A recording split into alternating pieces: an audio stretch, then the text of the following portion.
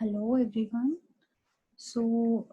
In the last topic, we have discussed about antennas, how antennas work, and what are antennas. We have learned in the introductory part. So, in this video, we are going to learn about the dipole antennas. Also, we will know about the half wavelength dipole antenna. So, let's start the video. So, basically, a dipole antenna, what do you mean by a dipole antenna? होता क्या वो antenna?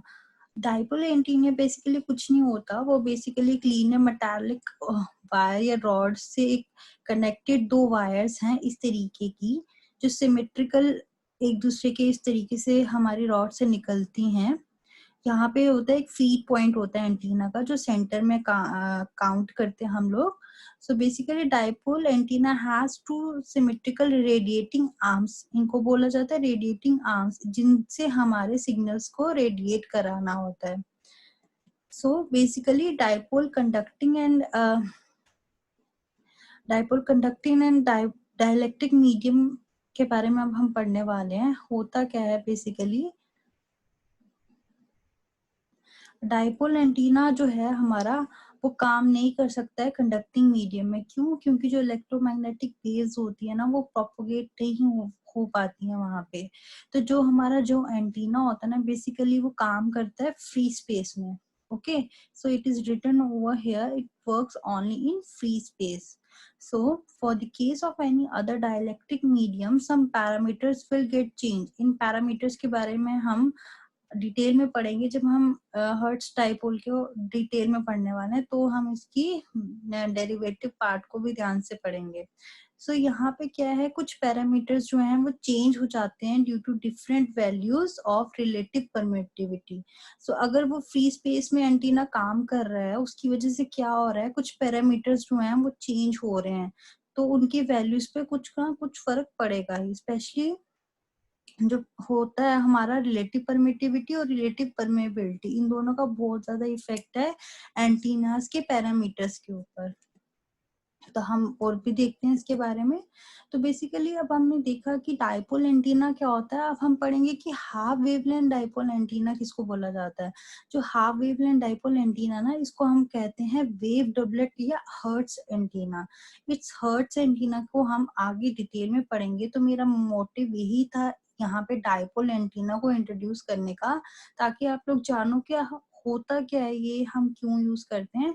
तो आज इसका आप introduction part पढ़ रहे हो, आगे जाके हम इसका थोड़ा सा एडवांस पार्ट पढ़ने वाले हैं। सो इसकी जो फिजिकल लेंथ होती है ना, वो बेसिकली होती किसके इक्वल है, वो होती है to the half of the wavelength λ/2 in free space. As just I told you that antenna works in the free space. So जो इसकी वेवलेंथ होगी ना हमारे हाफ वेवलेंथ डाइपोल की, वो हो जाएगी λ/2. Okay, so lambda is a wavelength, इसको हम हाफ कर रहे हैं, तभी इसको कहा जाता है half wavelength dipole antenna. So it's both end are at equal potential. जो एंड्स हैं वो रेडिएटिंग आर्म्स के बारे में बोला जा रहा है with respect to the centre feed point. जो सेंटर में मैंने अभी दिखाया ना फीड पॉइंट था, जो उसके आर्म्स है ना, वो इक्वल पोटेंशियल पे एक दूसरे से कनेक्टेड है. तो जो इसका रेडिएशन रेजिस्टेंस होता है वो होता है 73 ओम.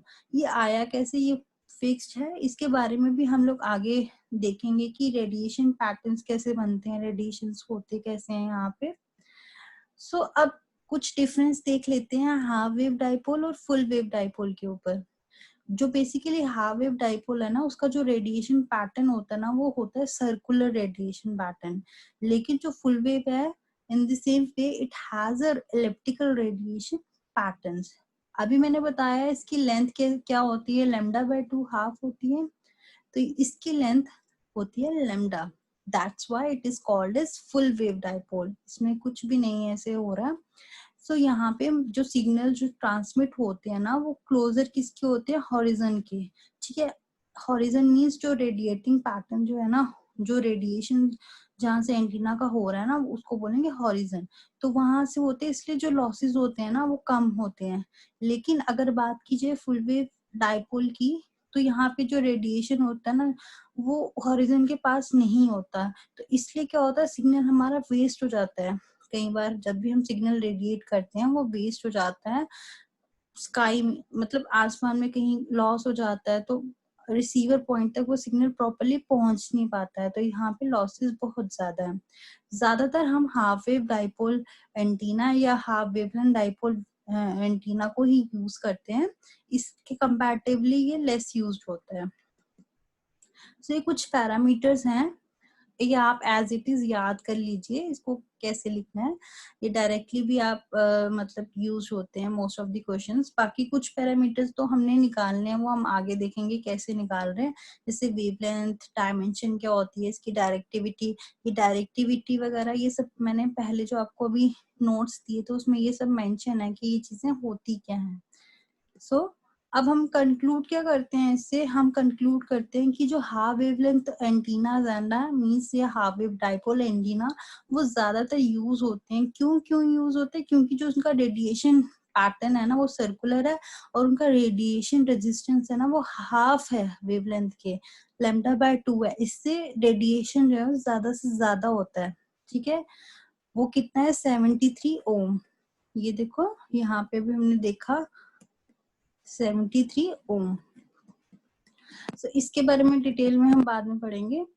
तो ये किसकी क्लोजर है, 75 ohm, which is characteristic impedance of some transmission line. इसकी वजह से हमें क्या हो रहा है, इसके पास 75 ओम के पास 73 ओम हमारे पास ये जो वेवलेंथ मिल रही है हमको, इससे हमारी जो रेडिएशन है ना वो इजी हो जा रही है without any losses of minimum losses. ये जो रेडिएशन है ना वो ट्रांसमिशन लाइन में यूज होती है, मतलब इस ओम तक की रेडिएशन ट्रांसमिशन लाइन में यूज होती है। इसको बोला जाता है करेक्टरिस्टिक इम्पिडेंस। किसकी है, ट्रांसमिशन लाइन की। इसके पास अगर कोई एंटीना वेवलेंथ एंटीना जो रेडिएट कर रहा है तो वो मोस्टली सक्सेसफुल रेडिएशन में काउंट होती है। तो उसकी कुछ एप्लीकेशन देख लो, जैसे सेट टॉप टीवी एंटीना हो गया, FM broadcast receiving antenna, short wave antenna, dipole towers, dipole arrays, यहाँ सब यूज होते हैं। सो एक यहाँ पे एग्जांपल है जैसे रैबिट ईयर डाइपोल एंटीना। इस तरीके से आपके मॉडर्न भी होते हैं ना 2 एंटीना वाले, वो भी हम काउंट कर सकते हैं। सो इसके एडवांटेजेस देख लो, ये एक बैलेंस सिग्नल रिसीव करता है। सिग्नल जो हमारा होगा हमेशा बैलेंस्ड होगा। The two-pole design enables to receive signal from a variety of frequencies। कोई भी फ्रीक्वेंसी की, कोई भी जैसे फ्रीक्वेंसी का ना ये रिसीव कर सकता है सिग्नल को। जो इसके रेडिएटिंग सिग्नल्स होते हैं ना वो ट्रांसमिट कहाँ से होते हैं, closer to the horizon, so losses is less as just I told you, इसीलिए उसको हाफ वेव डाइपोल एंटीना भी कहा जाता है। तो इसको कोई ट्यूनर की जरूरत नहीं होती है। It does not required any antenna tuner to work efficiently. ये वैसे भी बहुत अच्छे से काम करता है। तो इसके डिसएडवांटेजेस क्या हो जाएंगी, वो यही हो जाएंगी, ये आउटडोर एंटीनास होता है। बेसिकली आउटडोर एंटीनास जो होते हैं वो हमारे बहुत ही ज्यादा ज्यादा बहुत बड़े होते हैं, बहुत वाइड होते हैं, तो उनका थोड़ा सा प्रॉब्लम आ जाता है। क्या प्रॉब्लम आता है कि जो type of antenna is not use for space communication, space communication के लिए यूज नहीं हो जाते हैं। As I told you, these antennas are very large and wide, so installation of these antennas are very difficult and very costly also. That's why these are the only disadvantages of the uh, half wavelength dipole or short dipole. Sometimes it also called as short dipole. So these are some introductory part to the Hertz dipole or half wavelength dipole. So in the coming lectures, we are going to study about the Hertz dipole, its radiation pattern, some definitions of near field and far field. So for that, I hope you have liked the video. So for that, thank you.